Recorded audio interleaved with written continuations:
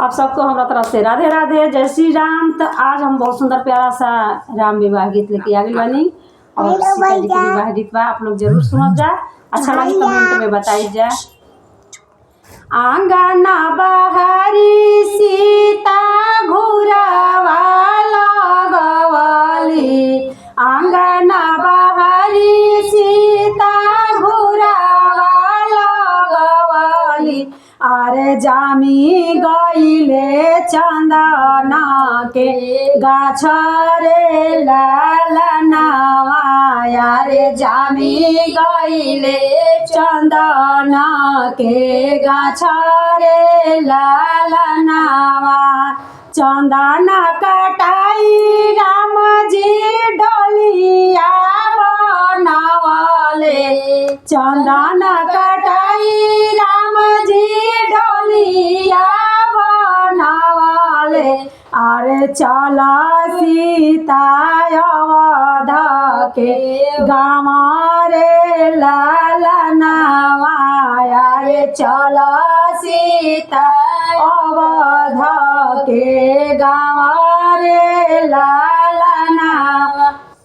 कैसे के चली प्रभु जी अवध के गौआ, कैसे के चली राम जी अवध के गौआ।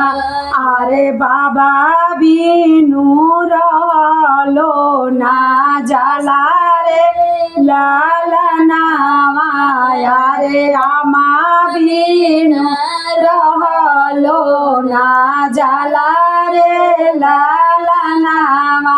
अरे चाचा बिनु रहलो ना जाला रे लालनावा, रे चाची बिनु रहलो ना जाला रे लालनावा। हमारा ही बाबा के बाबा सीता कहिया, हमारा ही आमा के आमा सीता कहिया।